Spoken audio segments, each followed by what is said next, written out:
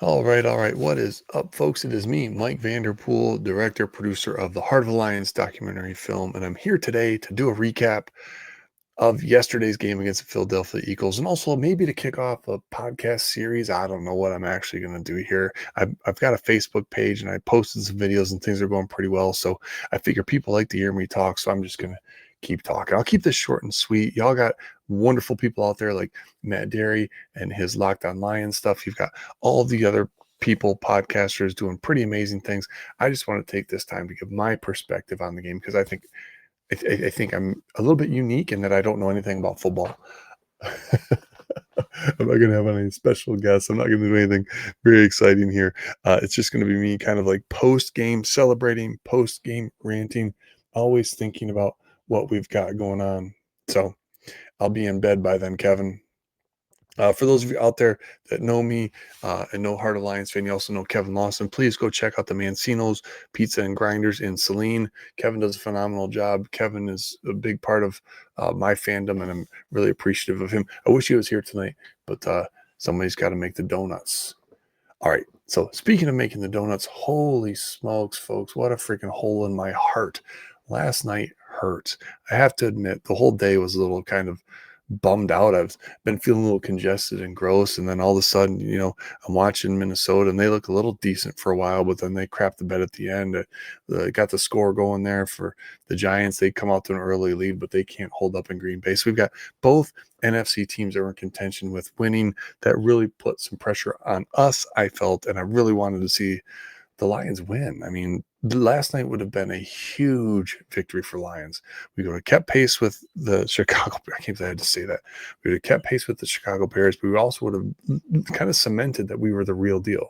Now there's lots and lots of questions. Lions are out of the playoffs if they start today. One of the most things I hate more than anything else because they don't actually start today. And there's lots of football left. So we're going to get into that. We're going to get into some of my thoughts on the game itself.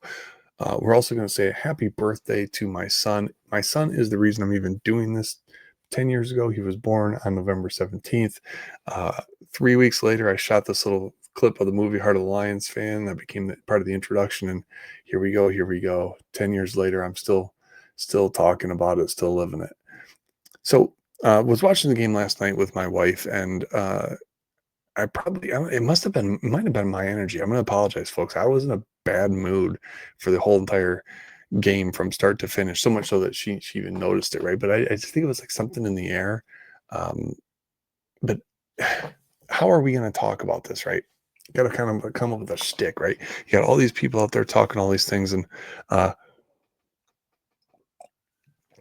think what I'm going to do here is I'm going to take this from the perspective of looking at why we lost or why we won, depending on what actually happens, right? Because we'll do these post game and then kind of looking ahead. I think that makes sense, right? We'll live in the moment. We'll look a little bit backwards, we'll look a little bit forward, but we'll live in the moment. So I've come up with this idea. I'm going to call it the 5-point play. 5-point play is I have 5 points to give away for the win or for the loss. In this case, the loss, I'm going to give away 5 points, 5 reasons, or I'll find a few reasons, 1, 2, 3 reasons. So sometimes I'm going to give all 5 points, but I'm going to distribute those points and pass the blame around, whether it's good or bad, passing the blame around. Since we lost, it's going to be obviously some of the blame and not the praise here. And then we'll look at the schedule for the Lions and some of the other teams, specifically the Bears, because now the Bears are, this hurts me to freaking say it, the Bears are in the lead in the NFC North, and the Bears fans are not going to shut up until somebody knocks them out of that seat. And dear God, if it has to be week 18 versus the Lions, well, yeah, that'll be a fun one. But let's go ahead and talk about the game last night, right? And I guess the best way to talk about the game is from the view of the stats. For me, I think that's going to make the most sense here. So I'm going to go ahead and share my screen so we can take a look here at the stats from yesterday. So let's see here. Does that look good? How about this right here? This looks pretty good. So you have Jared Goff throws 37 times, 14 completions. That's enough said. Jahmyr Gibbs averages 3.2 yards a carry, carries it 12 times. David Montgomery averages 4.5 yards a carry, carries it 6 times. 18 rushes to 37 passes. Now, folks, the offensive line was bad, but we were able to run the ball at almost an average of 3.7 yards per carry. That's decent. I mean, it's not great, but it's decent. Uh, we're able to pass the ball a little bit. Jahmyr Gibbs has 5 catches for 100 yards. I mean, it wasn't like everything was awful from the offensive line perspective. Now, that said, I do think out of those 5 points, we do have to give some blame to the offensive line. They're young, they're banged up. I truly think they were put in horrible position.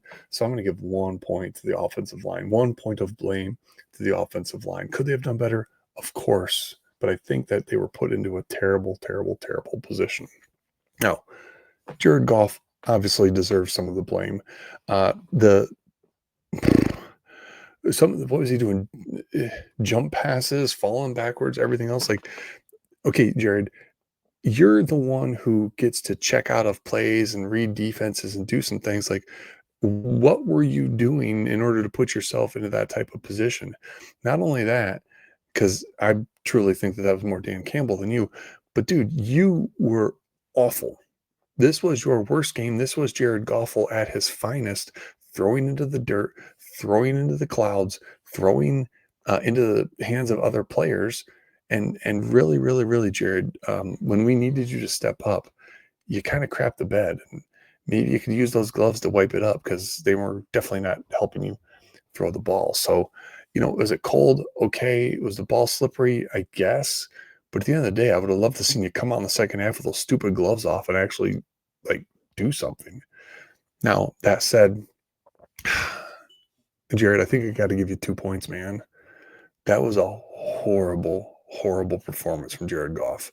If we get more of that Jared Goff, which we potentially could, we're in deep, deep trouble. Jared Goff last night reawakened all the doubters. Now we got to hear about how bad he is and how he'll never win a Super Bowl and blah, blah, blah, blah, blah.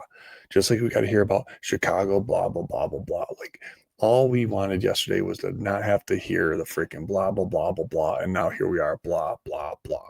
So that's 1 point for the offensive line, 1 point for Jared Goff. That leaves us 3 points, and there's one person that's going to get these 3 points, and that is Dan freaking Campbell. Oh my gosh, Dan, what are you freaking doing, dude? Like, I ripped into Johnny Morton. Johnny No Clue Morton is what I named him back in the day, and now I'm going to have to come up with a nickname for you, Dan, because Dan Campbell, this gambler mentality, this going for it on fourth down, this throwing the ball 37 times and putting your quarterback and your offensive line in a horrible, horrible position when you have somebody like Jahmyr Gibbs who is killing it, when you have somebody like Jameson Williams who is phenomenal, when you got somebody like Amon-Ra St. Brown who is not able to connect with Jared Goff, and you can't figure out a way to just hand the ball off to him on a little bit of a trickeration. I mean, dude, Dan, what in the frick was that last night? That was horrible. That was Dan Campbell playing scared. That was Dan Campbell going for it every freaking chance we had. And here's why I'm giving, because I thought about giving Goff over the line too, but I'm giving Dan all three. Dan, he's got a little bit of a problem right now. Last night at the press conference after the game, I heard Jared Goff say something that scared the bejeebus out of me. Jared Goff said, and I'm paraphrasing here because, dear God, that was last night and I'm trying to forget all of that. Jared Goff said, we were trying to make the play on third down to set us up for fourth down. We were trying to make the play on third down to set us up to go for it on fourth down. What in the actual F to the F are we freaking doing if that's how we're thinking? On third down, shouldn't we be thinking about making the third down? Maybe that's why we're not passing down the field, because we're not even trying to get a first down on third down. We're trying to play hero ball on fourth down. And last night, we got it shoved down our throats. It would have been embarrassing. And I'm not even going to talk about the pass interference because everybody wants to talk about the pass interference and the horrible call. Welcome to the NFL. There's horrible calls. But last night, we could have had the ball back. We probably would have crapped the bed again. And we probably would have had a fourth down. We probably would have crapped the bed again because guess what, folks? Every fourth down play was the same stupid play, same crossing route that never, ever worked. The definition of stupid is doing the same thing over and over and over and expecting a different result. And last night, Dan Campbell was stupid. Dan Campbell had something that worked right in front of him. Jahmyr Gibbs to the outside, whether it was passing or running, the screen action was working. Jahmyr Gibbs to the outside was phenomenal. David Montgomery in the middle actually did fairly well, but David Montgomery only got 6 carries. Jahmyr Gibbs got run up the middle more than David Montgomery. Makes absolutely no freaking sense. So Dan Campbell is getting 3 points. Defense, you balled out. Defense, you're awesome. JMO, you're awesome. I don't even care if you hump the freaking post. It was a tough one last night, folks, but we got to look ahead. So let's do this. Let's go ahead and look at our schedule, right? We got the Giants at home. Should be a no-brainer like Washington. We never lose 2 in a row. We're at home. Giants are terrible, blah, blah, blah. Okay. We can win that one 6-4, maybe 7-4, maybe. The Packers is a must-win game. That Packers is a must-win game, so we got to count that as 8-4. Cowboys are awful, 9-4. Rams maybe 9-7, or not 9-7. Rams. If we're oh geez, can't even do math. If we're 6-4 right now, right? That would be 7-4, 8-4, 9-4. Winning those 3 games is not a guarantee. Lose to the Rams, that's 9-5. Beat the Steelers because you got to beat Aaron Rodgers. Kirby Joseph has to be back for that game. 10-5. Beating the Vikings, 11-5, and then beating the Bears. We could still be 12-5 this year. No way. I mean, we have to win a lot of those games, but like our schedule is not bad here down the stretch. The Rams at 425 on the West Coast, that's going to be a loss. There's no way we win that game. But all these other games are winnable. January 4th, that's going to be a primetime game because it's going to be close.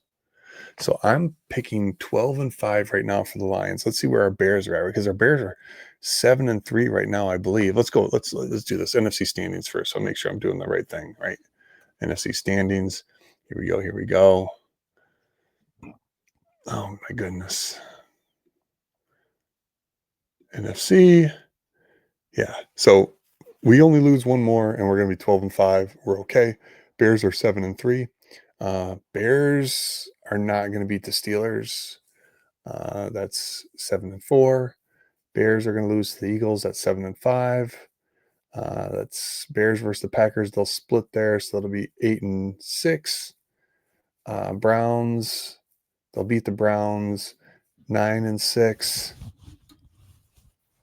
Wait, what 3 games are they losing? 1, 2, 3. And then the 49ers, yeah, they've got a tougher schedule than we do. That's going to be a nighttime game there. Why are they playing December 28th? Oh, they've got another game too, don't they? And then obviously the Lions. Duh. So if we look at the games that they have left, they're going to lose 1, 2, 3, 4. They'd be 10-7. We're going to be in first place. That's it. That's what I'm going to say. Detroit Lions, I know it's dark right now. This is, if you follow movies, follow this dark night of the soul thing here. Looking at this makes me want to throw open my freaking mouth, seeing that we're in 3rd place in this division. Well, let's look at the Packers scheduled here. Because, I mean, I don't want to discount the Packers. And this will be the last thing we do, right? They'll have to lose to the Lions. They'll split there. That's 1-2. There's 3 losses there.